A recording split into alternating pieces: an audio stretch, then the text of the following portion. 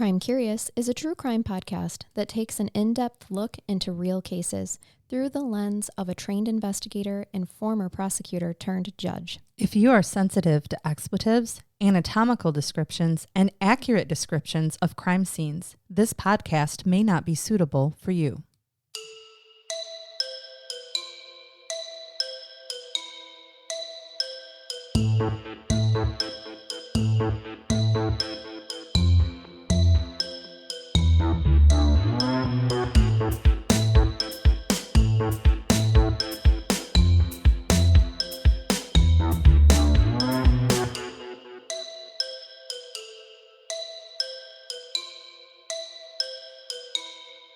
Welcome to Crime Curious. I'm Charnell. I'm Megan. We represent It really- the Lollipop Guild. It really is Charnell. It You is. can't tell though. It really is. Something happened to her on her vacation. Oh, So- and just for I'm Brain Path Jason. My voice, my body is back from vacation, but my voice is not. And I apologize. I'm so sorry, you guys. We did not want to delay getting content out. We like to stick to our schedule. It's a very precise schedule. And Megan is leaving this week for work again. No, so- I am not. I'm going to Cabo with a friend Oh, this I'm weekend. sorry. I misunderstood. I thought it was. Megan's going on a short. This is little my vacation. spring break. Okay, all right. I missed that part. Jason's gonna be gone this weekend, so I promise I wouldn't assault your ears like this if I didn't have to, but we like to stick with our schedule. And with that said, we are gonna shake our gree in hopes that my voice returns someday. You guys took my favorite one away. I have it. No, the battery operated one. Oh, Yeah. the lighter's gone. Can't have that anymore. Stop. Cheers. It doesn't rattle. Cheers. Clicking. Well, those two things do go together. You do it right. If you do it right. Oh, gosh. Okay, what have you got for us? So today, and I just want to say, I've purposely chosen 2 shorter episodes because I'm not confident to record today. Because How I'm long not this confident, voice is going to last. that this is going to last. So we're going to do a general audience and a bonus episode today, and just hope for the best. But You need anything explained, just give me the, I will. and I'll take care of it for you. Well, and this Save is your voice. This is a good one for all the 3 of our background. Today we have a case that was suggested by Patreon Taylor due to the very low coverage that Indigenous populations, especially girls and women, receive in the news, and it's a recent case from this year. Okay. I love when we do Indigenous cases because, if anything, we get to say their names. Yes, and this is currently unsolved. That's why it's a shorter case. Okay. It's a call to action. It's a get the information out there to populations who might not have seen the coverage of this or know of it. I found some better articles than others. I mean, I always put my Researcher hat. Yeah, well, I put my resources, my sources in the show notes, but there was a better article specifically from Distractify that I'm going to really reference a lot just to shout them out. Great. And the link is in the show notes too, but this is according to them. I like how they started this. At the intersection of Mesa Drive and McAlplis Road in Mesa, Arizona, there is a chain link fence covered in flowers.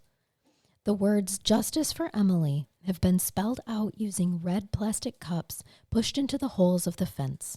Since March 2nd, 2025, people have been leaving stuffed animals, handwritten messages, and balloons nearby. Rocks have been placed at the base of the fence, one of which has the words "Forever 14" painted on it. This is a tribute to Emily Pike, a 14-year-old Native American teenager who disappeared on January 27th, 2025, from the group home where she was living. Emily left on foot, and when she didn't return, the group home manager reported her missing. Her body was found nearly 3 weeks later in a Tonto National Forest. A former roommate of Emily's spoke to CBS 5 about the hours leading up to the young girl's disappearance.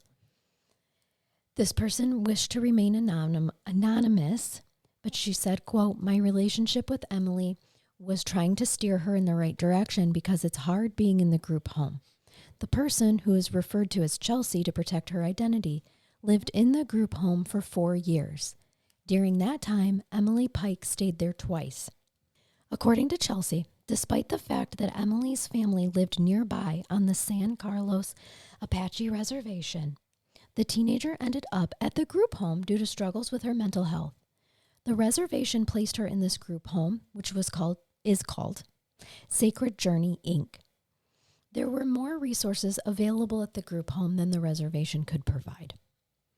Although Chelsea wasn't living in the group home, Chelsea, the person being interviewed by the news, she was not living in the group home when Emily went missing. They still kept in touch. Okay. Because they had met, like I said, Chelsea had been there for 4 years. And in that 4 years, Emily had come and gone twice. Okay. She's clearly So- going there possibly for some mental health issues on each occasion. Her parents she's probably having some behaviors and her parents can't handle them. She's not removed. She's not in foster care. She's going there. It's kind of like I'm going to say like our youth home. Mm-hmm. It's technically considered a detention center. Theirs is probably not. Theirs is more of literally a group home as they're referring to it. Yeah, and it has the resources. So that's why the reservation placed her there. Okay. It's just getting her access to more resources than what they could provide her. So this is how Chelsea knew that when Emily left the home on January 27th, she believes that she left in order to meet up with a boy that she met while taking guitar lessons. Remember, Chelsea and Emily stayed in contact. Yeah. Okay, they were close. So obviously Emily had told Chelsea about this boy that she met for guitar lessons. So Chelsea, of course, So this is a real person, It not is. somebody she met on the internet No. that she said she was going to meet. Nope, they met taking guitar lessons. Chelsea believed that Emily used the fact that a church group was at the group home, which allowed her to slip away while everyone was distracted. This is a quote from her. "Either she used the back door or used the window and left." End quote. However, I have seen in most reports that it's believed that she snuck out of a window, Okay. not an actual leaving through the door, like her own bedroom window. It's not uncommon for kids in the group home, to run away. We know this. It happens every single day. Must not be a lockdown facility. Right. I'm thinking not. In fact, Emily had apparently done it before. Sadly, many of these kids are at risk of becoming victims of human trafficking. And this is exactly what the police are kind of leaning towards at this possibility. It's an active, open investigation with a lot of agencies involved at this point in time. So I can't speak to really which way that they're going. But a retired Phoenix police officer interviewed, named Stuart Summershoe, was interviewed by several news outlets and had said, this youth that leave these group homes, especially in this area, Yeah. they are highest at risk for human trafficking over the borders. Well, because there are terrible human beings that target Indigenous girls, and where better to hang out than outside of some type of either a group home or detention facility, or to target them during their services. Yeah, absolutely. In the Southwest, there's so many stretches of just nothingness. Nothing. No one's going to know at one point. I recently They won't flew even know over you're it gone. and was honestly, I have never flown over the southwestern part of the United States. Like my flights usually stop in Denver. I've been to Vegas, Yeah. Reno, but down to that part, I was flying over, Arizona, New Mexico. From the air on a clear day, that vast nothingness is Yeah. crazy. It's beautiful and it's red and it's orange and there are some mountains here and there, but there's literally nothing. Nothing. Okay, so Emily Pike's dismembered body was found on February 14th, 2025, 100 miles from the group home. Her remains were hidden in a forest off from US 60 near Globe, Arizona. The Gila, Gila, would we say Yep. Gila? Yeah. Gila? Gila monster. Gila. It's a county. Their county's sheriff's I've always office. pronounced the G with a H, like Gila. Gila, Like a Gila monster. Maybe. Oh, yeah. Maybe. We don't know. Right. It's either Gilla or Hela, no offense. Yes, please don't at me. Also, I'm having a hard time pronouncing things with my voice And being I just non-existent. don't, and we just don't know, and it's okay not to know every name of every place in the whole world. Sure, if only we could tell the internet that. I do. I write them letters. Oh, gosh. Dear internet. Dear internet. Also, there is a such thing as a regional vernacular, so sometimes we will pronounce things with an accent. She used a big word. Did you know what it meant? I figured it out from the context. Excellent. Oh, good. All right, so the county sheriff's office has no idea what happened between the time when Emily Pike vanished and her body was located. But of course, they are treating this as a homicide because we know Emily did not dismember herself. Her dismembered remains were placed in several large contractor garbage bags. This was reported by the New York Post. Emily's head and torso were in one bag, while her legs were in another. Police were unable to locate and still have not, as of this recording, located her arms and hands. So, of course, Emily's mother, her name is Steph Dosela. She's wanting to know, why did it go this far? And I hope that no other mother goes through this. The pain is unimaginable. She was innocent. She was just a baby. How did we get here? And I mean, the world does not have answers for her, but she's I a have 14 speculation. I was going to say, can we speculate? Are we not supposed to do that right now? I think we can. You a can, little bit. yeah, I will. we can speculate. I mean, regionally, it's either a serial killer or like cartel human trafficking. I think it's a sexual assault human trafficker it's who was sexual targeting assault, a too. young female indigenous person because they can, and they do. And that is the primary risk factor for being an indigenous girl. We and don't woman. have- But being killed is one thing if she was found dead, but the dismemberment's pretty extreme. I think that can be normal when you're talking about just disposal. I mean, think of how many cases where we have people whose real intent is to sexually assault and kill, and then they just either panic or need to figure out a way to dispose of. And, burying a body in the desert's not, I mean, they went to a wooded area to leave her in bags. Like, I don't know. The whole thing's a little bit strange. It was in a forest. Yes, hidden in a forest 100 miles away from where she disappeared. To me, it also means that it's less likely to be someone that she knew or had a super close relationship with, because I think in general, those type of individuals that commit murder are less likely to dismember. I think people who are out like stalking, looking for people to either traffic or take advantage of, tend to dismember more to get rid of. They have no emotional connection. Right. So, I forgot what I was going to say, you guys. My brain. Oh my it gosh. died. Does that ever happen, Judge Megan? It paused. I'm on pause. Allow us to unpause you. As you were saying, I'm not even sure it was going to be a whole new next thought. The nargles. It's just gone. The nargles. Please discuss and we'll see if it comes back. Could pull up a Harry Potter reference, one of the most minute details from Harry Potter, but you can't remember what you were saying. No. The human It was what I mind was is it was what I fascinating. was going to say. Yeah. So. Human mind is fascinating. You're Oh, right. I know. It came back. I want to know if anybody has done any, and they're in the middle of an investigation here, They are. clearly, who she was taking guitar lessons with, who the people were that were taking lessons like with her. Was it a group, like small group guitar? Yep. So I'm sure they're all suspects. Yeah. Whether there's any cameras or whether there's any CCTV from any, like gas stations and stuff, seeing her maybe potentially leave or run out. I mean, there's still leads to be had here. And I can tell you that according to Steph, her mother, there are 3 suspects. Their names intentionally not being released at this Okay. time. So they are definitely going through all of those, those rabbit holes and whatnot. But I'm getting the impression that this is people know more than they're willing to say. And that's why I wanted to do, truly, Taylor, our Patreon Taylor recommended this just because of the way she knows Indigenous women don't get coverage. Yeah. But also I wanted to cover it because if this is a case of someone knows something and isn't speaking up. Now's the time. Yeah. Here's and the other thing. now that they have found her, she was found February 14th, Yeah. literally less than 2 months ago.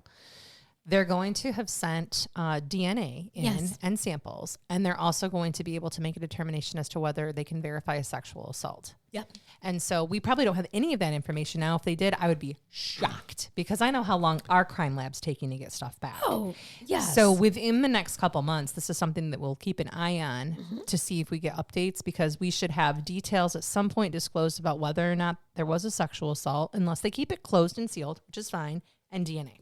But this is a case that could be easily just forgot about. Well, and I don't know much about Arizona. Been there. I don't know anything about Gila County. Yeah.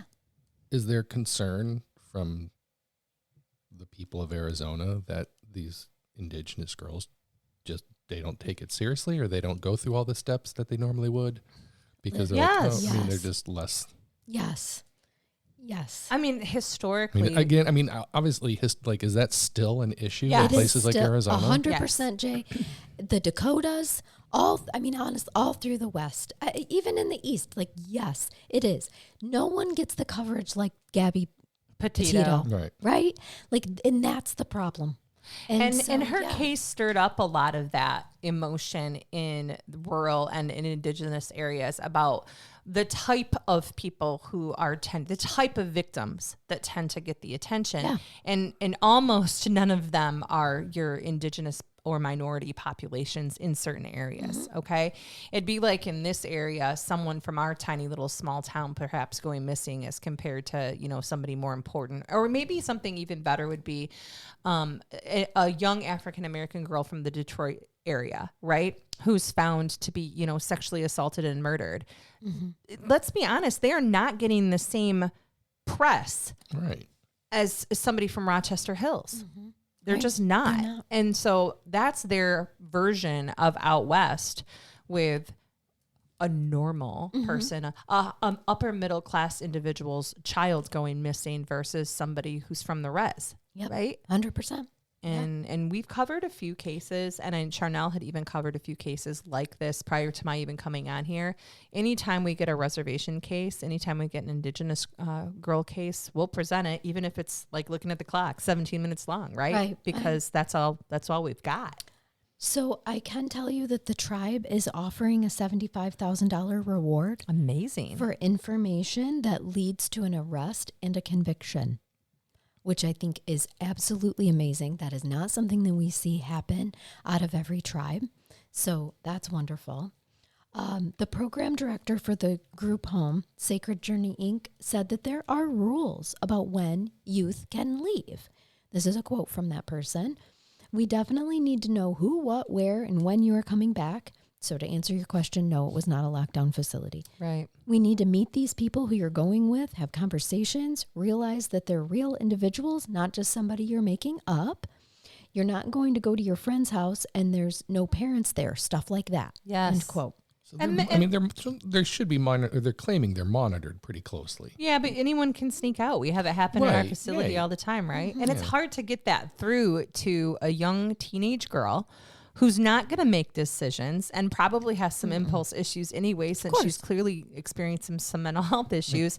So you can tell teenagers the rule, but none of that makes any of this her fault. And I think that's the piece that people need to take from it, who don't take some of these, again, indigenous people cases seriously, is she did what probably any of you as a 13-year-old girl or boy has done at some time. She snuck out to meet a boy, or she snuck out to meet someone, a friend who wouldn't have been approved of. Right. Oh my God. This is not the end of the world. It happens all the time. No. Well, and she may have been duped by someone she was meeting, Absolutely. or she may have been randomly picked up walking down the street in the middle of the night in the desert. Correct. Yes, Agreed, Jay. exactly. All of those things.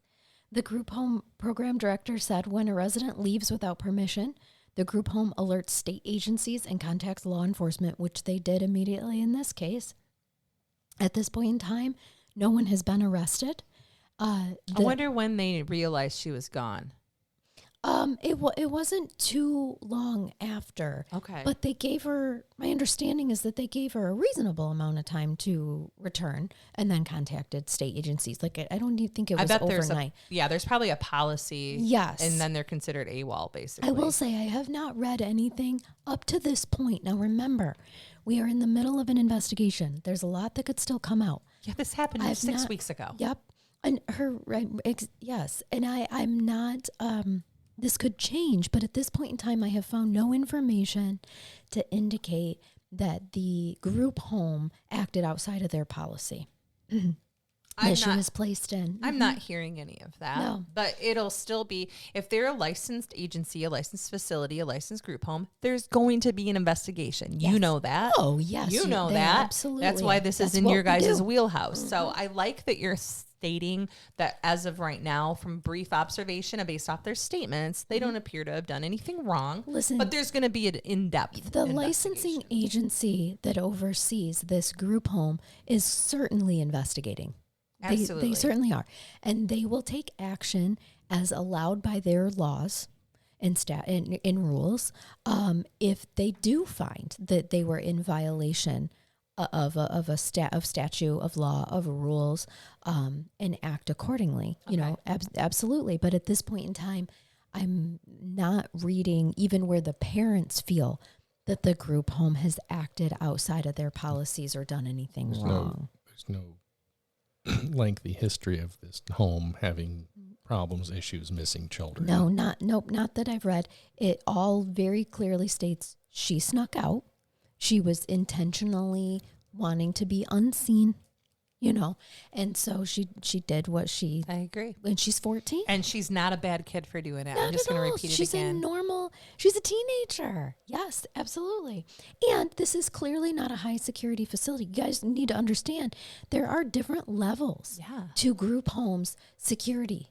Okay, and expectations. And that also will even go with their license. Which leads me to believe, additionally, that this isn't a facility for kids with any type of criminality. This is more, again, mental health. And that's how I'm feeling about it, too.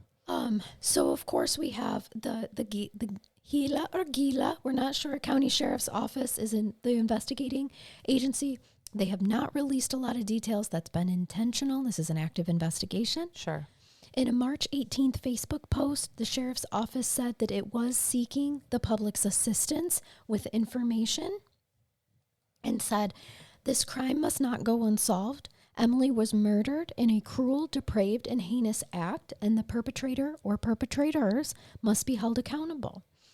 The tribe's social service department placed Emily at the group home, and her uncle has been interviewed. He does decline. His name is Elred Pike Jr.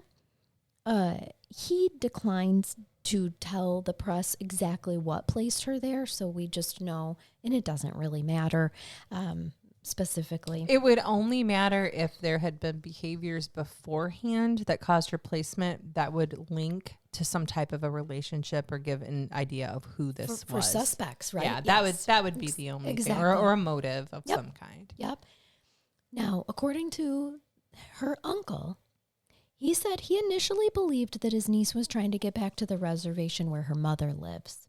And that, of course, her death has been very difficult for the family.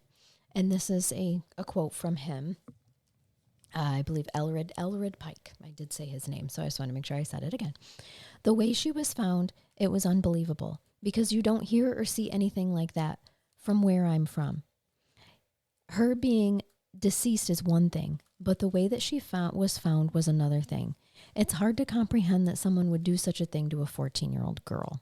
End quote. He said that he wants his niece to be remembered as someone who loved her mom and siblings and liked to draw. She wanted to go to college. Even though things may have been difficult at times, she had goals. She had a full life ahead of her, and her life was cut short. Anyone with information about the case can call the Gila County Sheriff's Office detective at 928-200-2352, a Bureau of Indian Affairs Special Agent at 505-917-7830, or a San Carlos excuse me, I have a really hard time saying San Carlos, or a San Carlos Apache Tribal Police Detective at 928-475-1755. Thank you. Yeah. So That's rough. It is.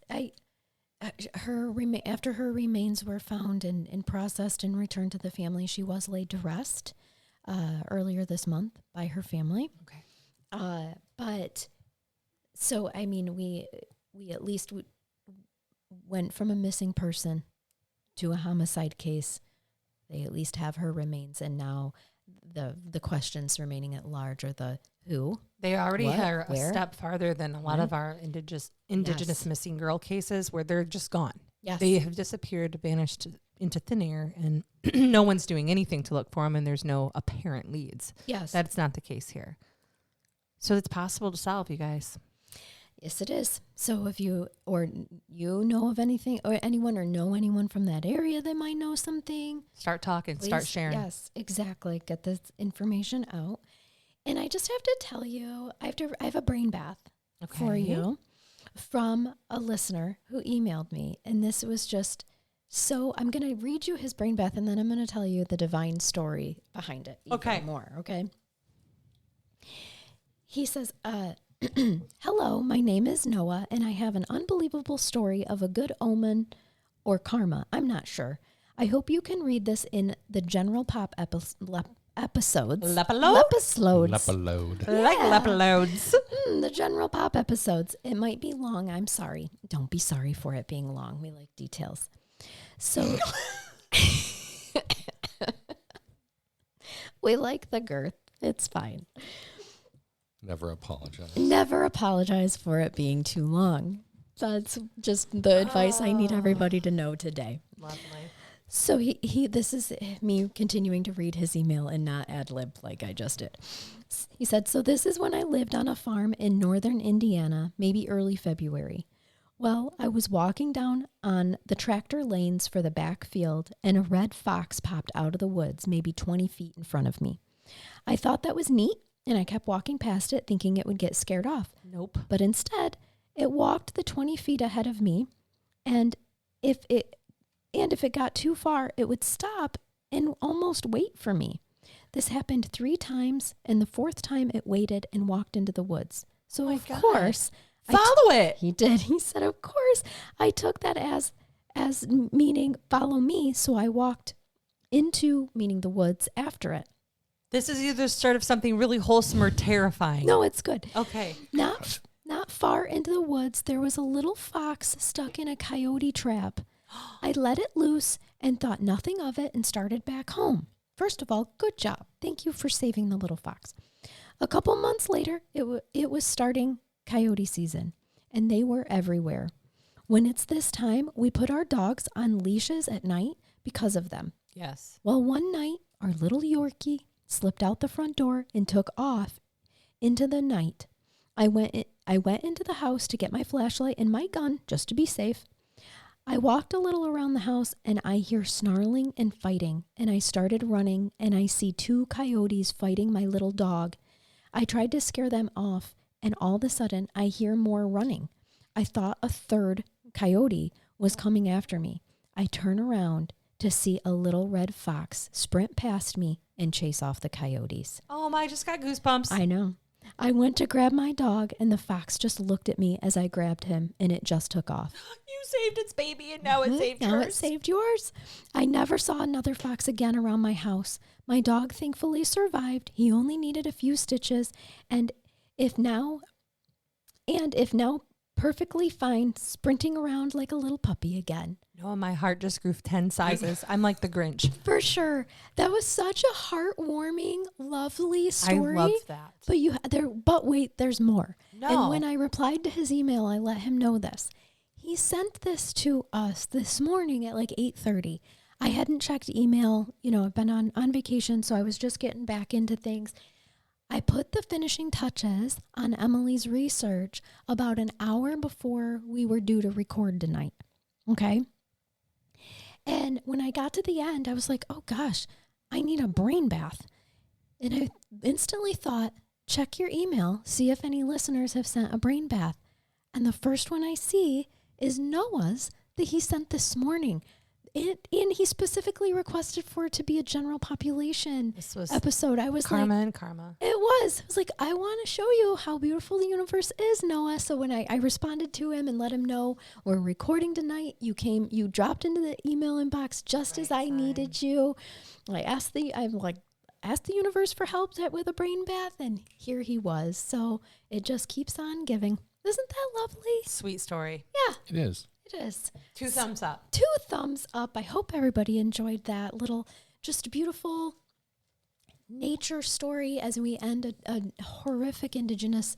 Be kind to all animals except case. coyotes is all I took from that. I know. Coyotes they're just trying to survive, but dang, they are awful. If you don't live in an area where there are coyotes, I can't tell you.